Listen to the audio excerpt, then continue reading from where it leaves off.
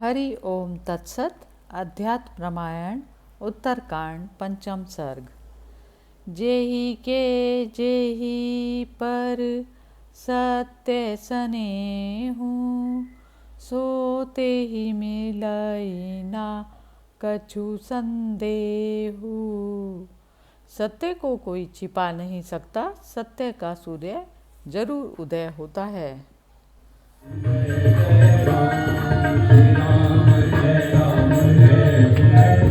गीता। श्री महादेव जी पार्वती जी से बोले, रघुश्रेष्ठ भगवान राम संसार के मंगल के लिए धारण किए अपने दिव्य मंगल देह से रामायण रूप अति उत्तम कीर्ति की स्थापना कर पूर्व काल में जैसा आचरण राज ऋषि श्रेष्ठों ने किया वैसा ही स्वयं भी करने लगे। उदार बुद्धि लक्ष्मण जी के पूछने पर वे प्राचीन उत्तम कथाएं सुनाया करते थे। इसी प्रसंग में श्री रघुनाथ जी ने राजा नृग को प्रमादवश ब्राह्मण के श्राप से त्रियग योनि प्राप्त करने का वृतांत भी सुनाया। किसी दिन भगवान राम, जिनके चरण कमलों की सेवा साक्षात लक्ष्मी जी करती हैं, एकांत में बैठे हुए थे।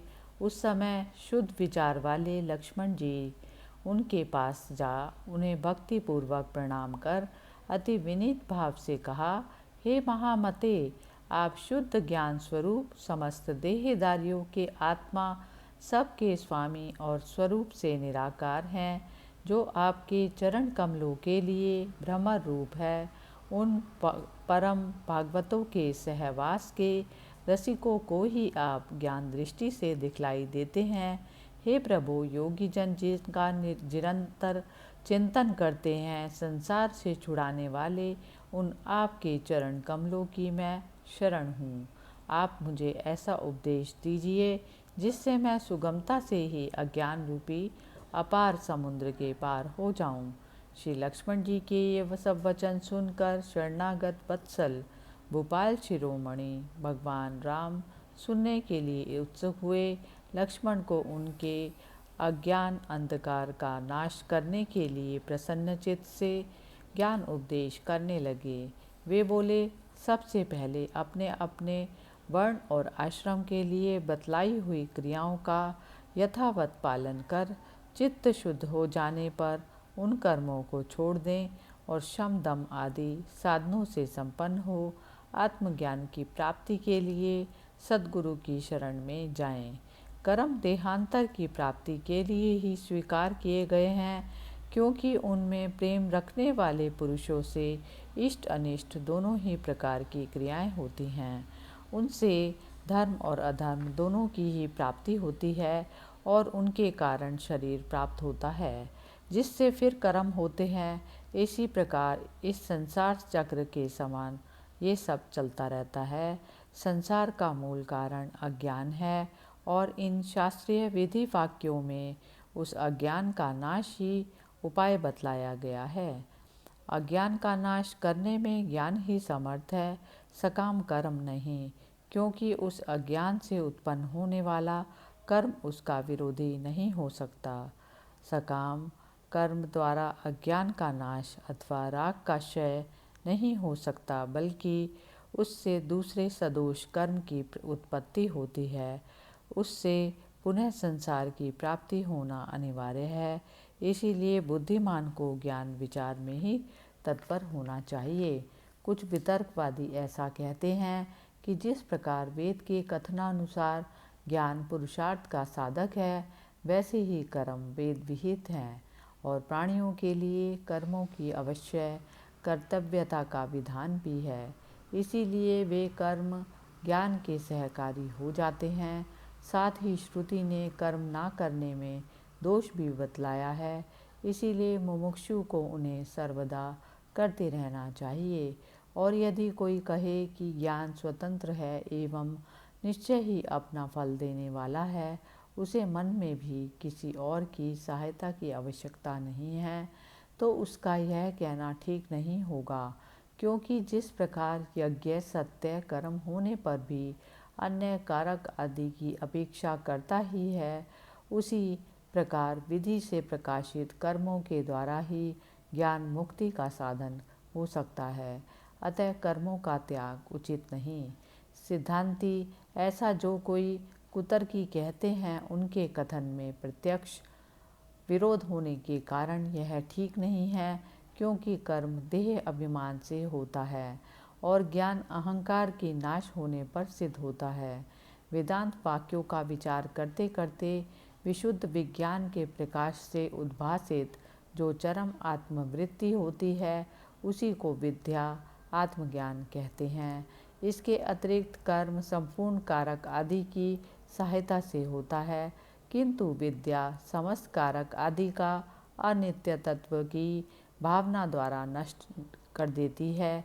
इसीलिए समस्त इंद्रियों के विषयों से निवृत्त होकर निरंतर आत्म अनुसंधान में लगा हुआ बुद्धिमान पुरुष संपूर्ण कर्मों का सर्वथा त्याग करे, क्योंकि विद्या का विरोधी होने के कारण कर्म का उसके साथ समुच्चय नहीं हो सकता।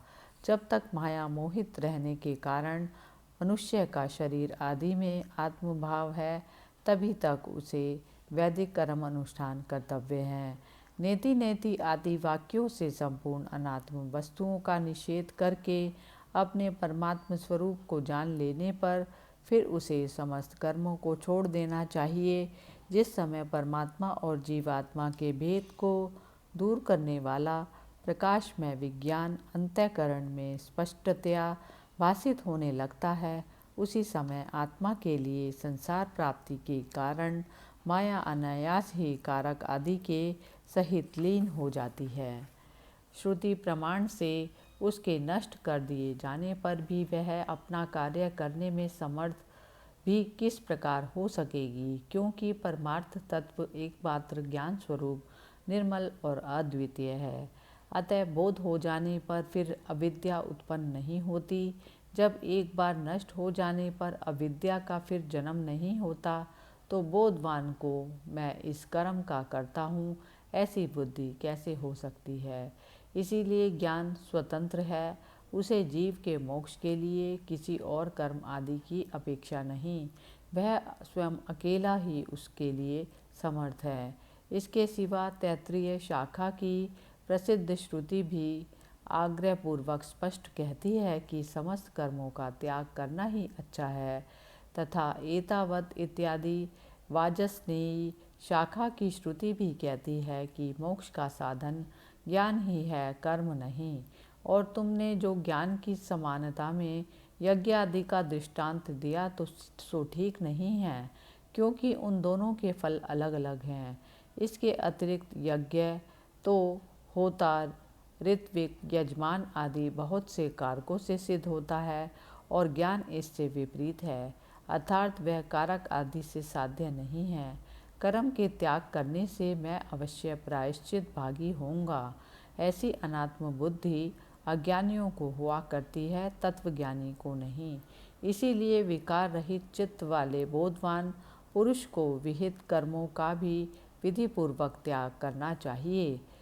यदि शुद्ध चित्त होकर श्रद्धापूर्वक गुरु की कृपा से तत्वमसि इस महावाक्य के द्वारा परमात्मा और जीवात्मा की एकता जानकर सुमेरु के समान निश्चल एवं सुखी हो जाएं, यह नियम ही है कि प्रत्येक वाक्य का अर्थ जानने में पहले उसके पदों के अर्थ का ज्ञान ही कारण है।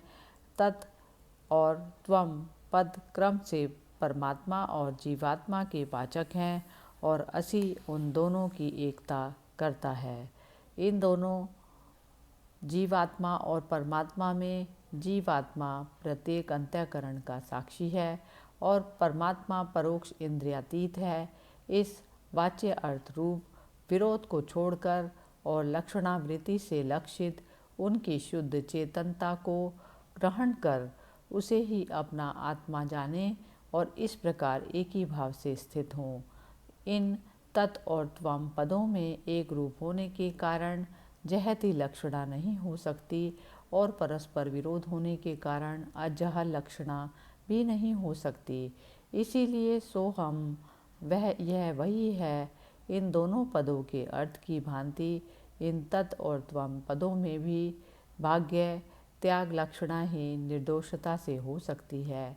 पृथ्वी आदि पंचीकृत भूतों से उत्पन्न हुए सुख दुख आदि कर्म भोगों के आश्रय और पूर्वज उपार्जित कर्म फल से प्राप्त होने वाले इस मायाजाल आदि अंतवान शरीर को विज्ञजन आत्मा की स्थूल उपाधि मानते हैं और मन बुद्धि 10 इंद्रियां और 5 घ्राण से युक्त और अपंचीकृत भूतों से उत्पन्न हुए सूक्ष्म शरीर को जो भोक्ता के सुख दुख आदि अनुभव का साधन है आत्मा का दूसरा देह मानते हैं।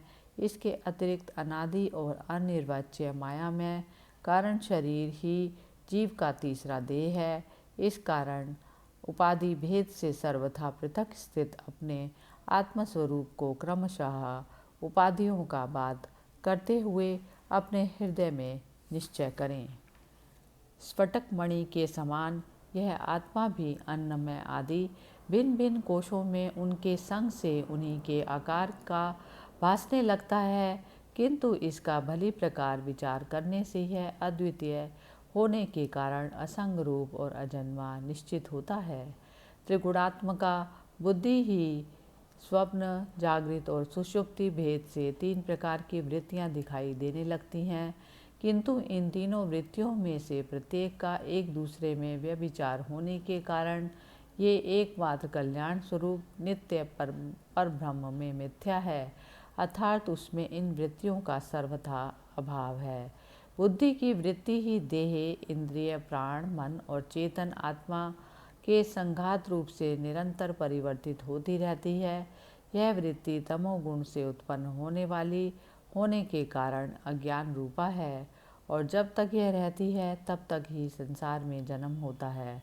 नेति नेति आदि श्रुति प्राण से निखिल संसार का बात करके और हृदय में चिद घनात्मृत का आस्वादन करके संपूर्ण जगत को उसके सार रूप सद ब्रह्म को ग्रहण करके त्याग दें। जैसे नारियल के जल को पीकर मनुष्य उसे फेंक देते हैं।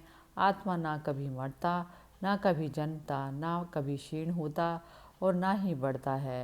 वह पुरातन संपूर्ण विशेषणों से रहित सुख स्वरूप स्वयं प्रकाश सर्वगत और अद्वितीय है।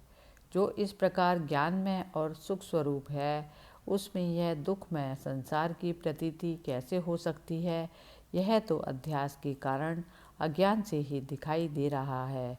ज्ञान से तो यह एक क्षण में ही लीन हो जाता है, क्योंकि ज्ञान और अज्ञान का परस्पर विरोध है।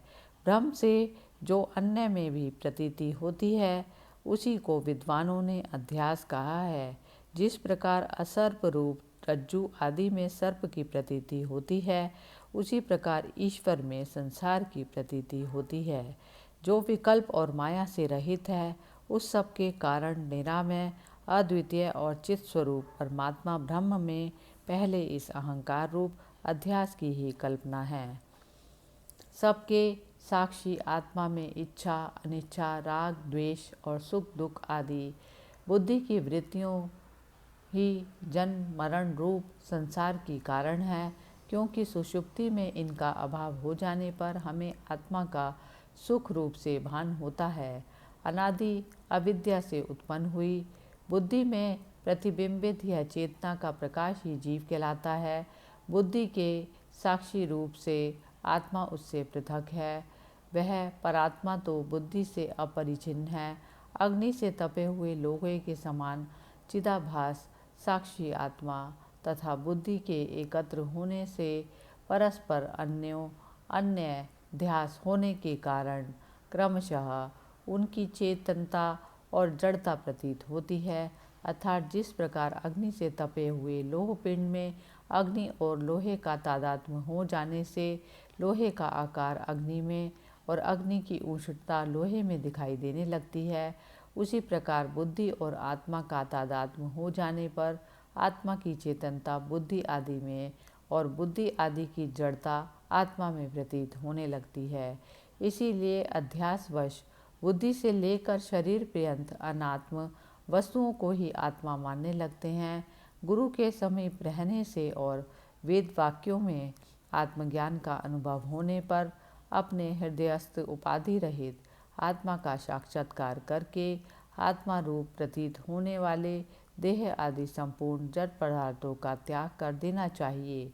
प्रकाश स्वरूप अजन्मा, अद्वितीय, निरंतर, भासमान, अत्यंत निर्मल, विशुद्ध, विज्ञान घन, निरामय, क्रिया रहित और एकमात्र आनंद स्वरूप हैं। मैं सदा ही मुक्त, अचिंत्य शक्ति, अतीन्द्रिय, ज्ञान स्वरूप, अविकृत रूप और अनंत पार हूँ। वेदवादी पंडित जन अहर्निश मेरा ध्यान हृदय में चिंतन करते हैं। इस प्रकार सदा आत्मा का अखंड वृत्ति से चिंतन करने वाले पुरुष के अंतःकरण में उत्पन्न हुई विशुद्ध भावना तुरंत ही कारक आदि के सहित अविद्या का नाश कर देती है। जिस प्रकार नियमानुसार सेवन की हुई औषधि रोग को नष्ट कर डालती है, आत्मचिंतन करने वाले पुरुष को चाहिए कि एकांत देश में इंद्रियों को उनके विषय से हटाकर और अंतःकरण को अपने अधीन करके बैठें तथा आत्मा में स्थित होकर और किसी साधन का आश्रय न लेकर शुद्ध चित हुआ केवल ज्ञान दृष्टि द्वारा एक ही आत्मा की ही भावना करें। यह विश्व परमात्मा स्वरूप है ऐसा समझकर इसे सबके कारण रूप आत्मा में लीन करें। इस प्रकार जो पूर्ण चिदानंद स्वरूप से स्थित हो जाता है उसे बाह्य अथवा आंतरिक किसी भी वस्तु का ज्ञान नहीं रहता। समाधि प्राप्त होने के कारण पूर्व ऐसा चिंतन करे कि संपूर्ण चराचर जगत केवल ओंकार मात्र है। यह संसार वाच्य है और ओंकार इसका वाचक है। अज्ञान के कारण ही इसकी प्रतीति होती है, ज्ञान होने पर इसका कुछ भी नहीं रहता। ओंकार में अ, उ और मा ये तीन वर्ण हैं। इनमें अकार विश्व जागृति के अभिमानी का वाचक है, उकार तेजस स्वप्न का अभिमानी कहलाता है और मकार प्राज्ञ सुषुप्ति के अभिमानी को कहते हैं। यह व्यवस्था समाधि लाभ से पहले की है। तत्व दृष्टि से ऐसा कोई भेद नहीं है। नाना प्रकार के स्थित आकार रूप विश्व पुरुष को उकार में लीन करे और ओंकार के द्वितीय वर्ण तेजस रूप उकार को उसके अंतिम वर्ण मकार में लीन करे। फिर कारण आत्मा प्राज्ञ रूप मकार को भी चिद घन रूप परमात्मा में लीन करे और ऐसी भावना करे कि वह नित्य मुक्त विज्ञान स्वरूप उपाधिहीन निर्मल पर ब्रह्म मैं ही हूँ।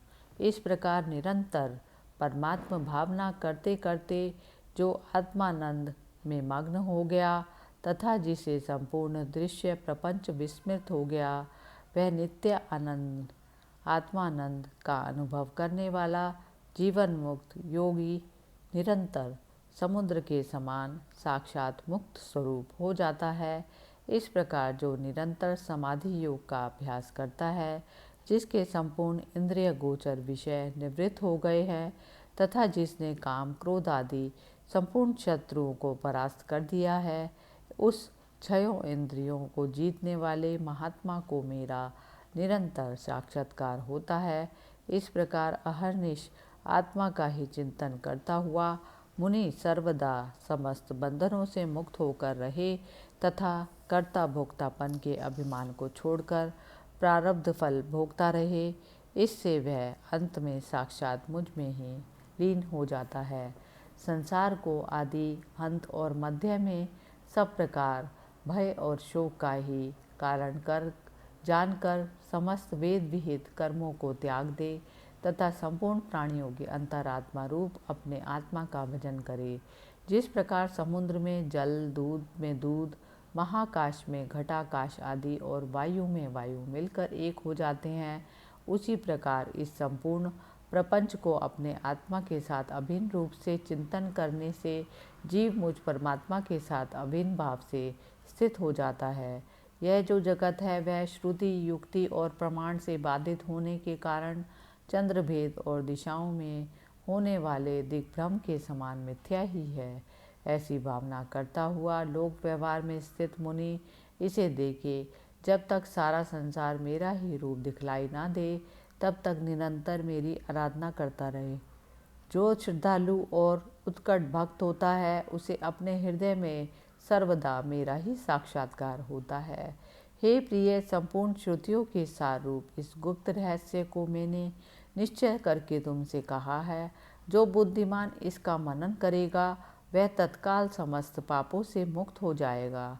भाई, यह जो कुछ जगत दिखाई देता है यह सब माया है। इसे अपने चित्त से निकालकर मेरी भावना से शुद्ध चित्त और सुखी होकर आनंदपूर्ण और क्लेश शून्य हो जाओ। जो पुरुष अपने चित्त से मुझ गुणातीत निर्गुण का अथवा कभी कभी मेरे सगुण रूप का भी सेवन करता है वह मेरा ही रूप है। वह अपनी चरण रज के स्पर्श से सूर्य के समान संपूर्ण त्रिलोकी को पवित्र कर देता है। यह अद्वितीय ज्ञान समस्त श्रुतियों का एकमात्र सार है। इसे वेदांत वेद्य भगवत पाद मैंने ही कहा है। जो गुरु भक्ति संपन्न पुरुष इसका श्रद्धापूर्वक पाठ करता है उसकी यदि मेरे वचनों में प्रीति होगी तो वह मेरा ही रूप हो जाएगा। इति श्रीमद् अध्यात्म रामायणे उमा महेश्वर संवादे उत्तरकांडे पंचम सर्गः समाप्त। ओम तत्सत। अध्यात्म रामायण उत्तरकांड षष्ठ सर्ग। लवण वध। भगवान राम के यज्ञ में कुशल लव के सहित महर्षि वाल्मीकि का पधारना और कुश को परमार्थ उपदेश करना।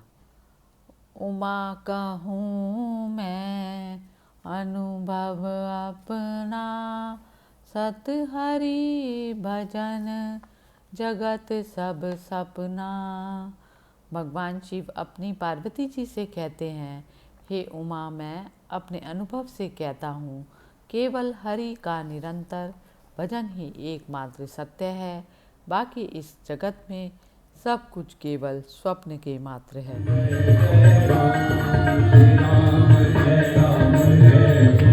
महादेव जी पार्वती जी से बोले, एक दिन यमुना तट पर रहने वाले समस्त मुनिजन लवण राक्षस से भयभीत होकर श्री रामचंद्र जी का दर्शन करने के लिए आए। वे अगणित मुनिगण भृगुपुत्र मुनिश्रेष्ठ च्यवन को आगे कर भगवान राम से अभय लाभ करने की इच्छा से आए। रघुकुल श्रेष्ठ राम जी ने उन मुनीश्वरों का अत्यंत भक्तिभाव से पूजन कर उन्हें प्रसन्न करते हुए मधुर वाणी से कहा, हे मुनि श्रेष्ठ गण, आपके यहाँ पधारने का क्या कारण है? मुझे जो आज्ञा होगी मैं वैसा ही करूँगा। यदि आप लोग मुझे प्रीतिपूर्वक देखने के लिए यहाँ आए हैं तो मैं धन्य हूँ। आपका जो अत्यंत दुष्कर कार्य होगा वह भी मैं अवश्य करूँगा। आप मुझ सेवक को आज्ञा दीजिए, ब्राह्मण ही मेरे इष्ट देव हैं। भगवान राम के ये वचन सुनकर महर्षि च्यवन ने सहसा प्रसन्न होकर कहा, प्रभु, पहले सत्ययुग में मधु नामक एक बड़ा ही धर्मात्मा और देवता तथा ब्राह्मणों का भक्त महादैत्य था।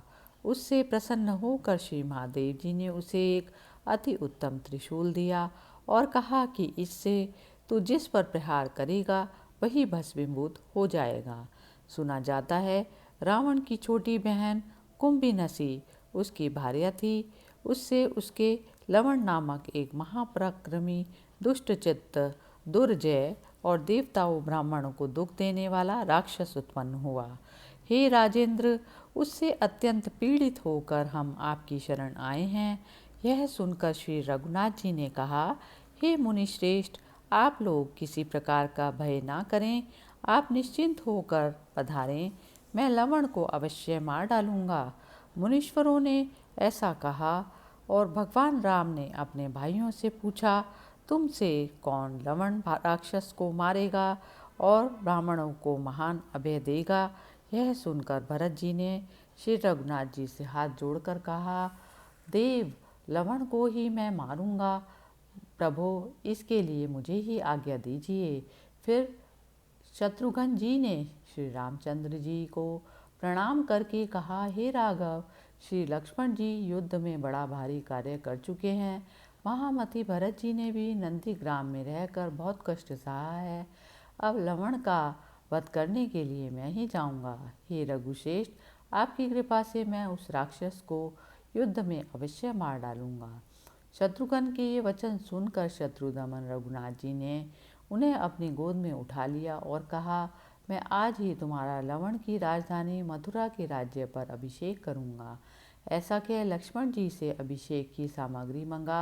शत्रुघ्न जी की इच्छा न होने पर भी श्री रामचंद्र जी ने उनका प्रीतिपूर्वक अभिषेक कर दिया और फिर उन्हें दिव्य बाण देकर कहा, तुम संसार के कंटक रूप लवण को इस बाण से मार डालना।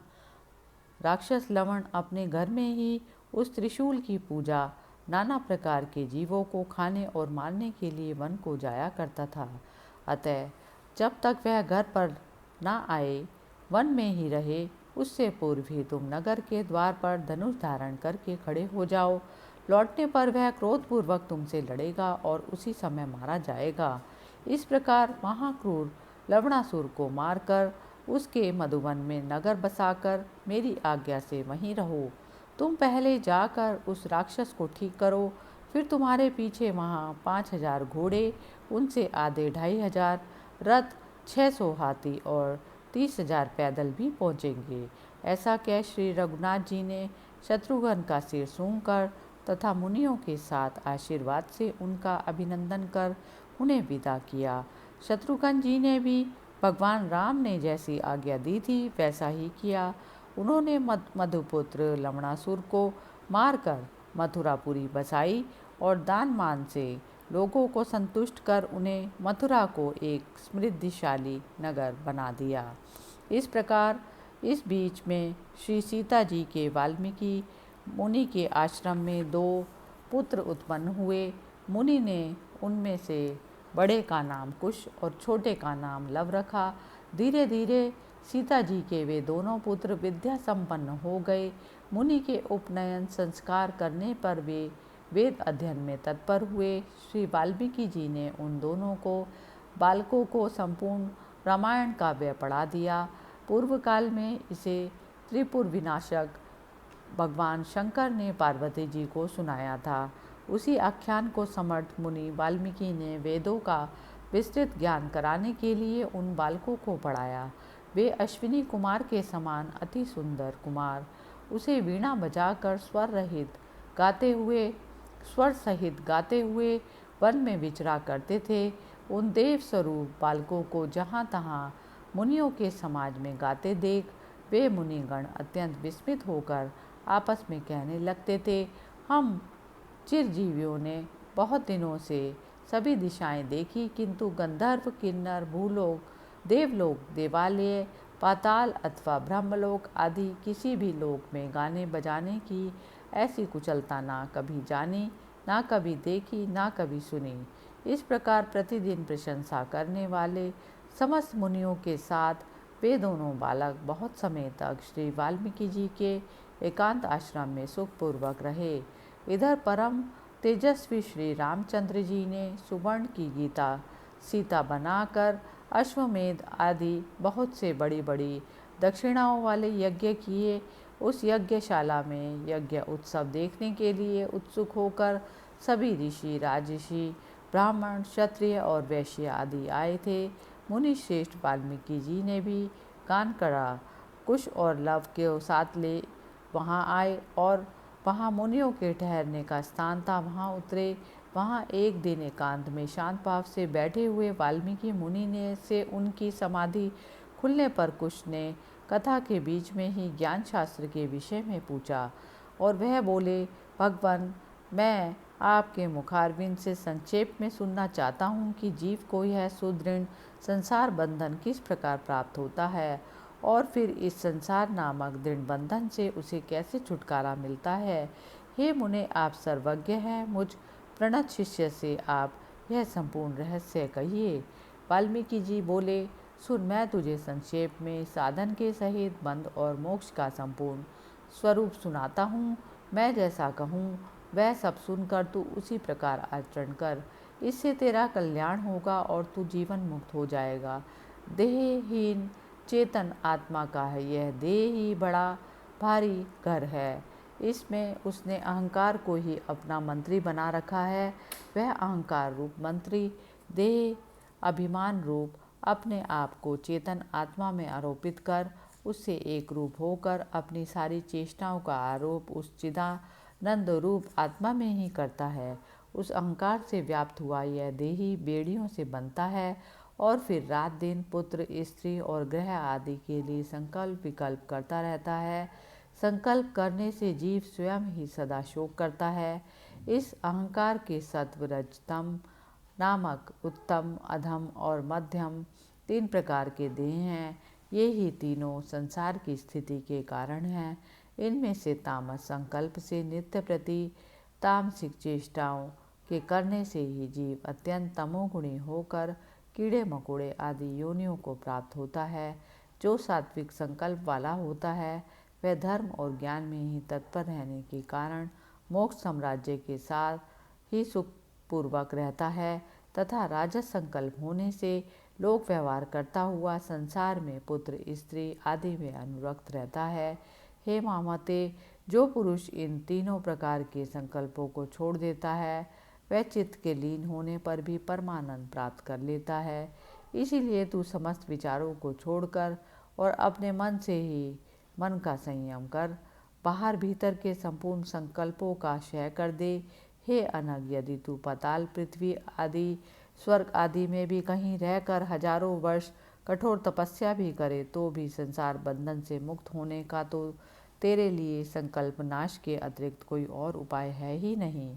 इसीलिए जो दुखहीन, विकारहीन, स्वानंद स्वरूप और परम पवित्र है, उस संकल्प शांति के लिए तू पुरुषार्थ पूर्वक पूर्ण प्रयत्न कर। हे अनग, ये जितने भाव पदार्थ हैं वे सब संकल्प के धागे में पिरोए हुए हैं। जिस समय वह धागा टूट जाता है उस समय पता भी नहीं चलता कि संसार के ये वैभव कहाँ चले जाते हैं। अतः संकल्प विकल्प को छोड़कर प्रारब्ध प्रवाह से प्राप्त हुए व्यवहार में तत्पर रह। संकल्प जाल के क्षीण हो जाने पर जीव को ब्रह्मत्व प्राप्त हो जाता है।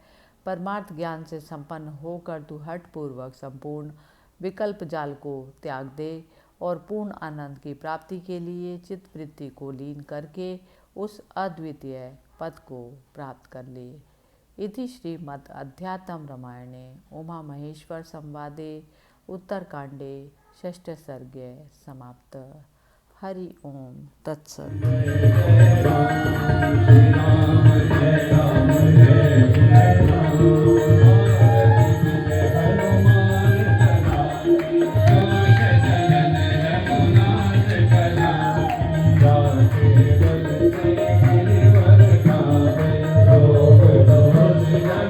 Thank you.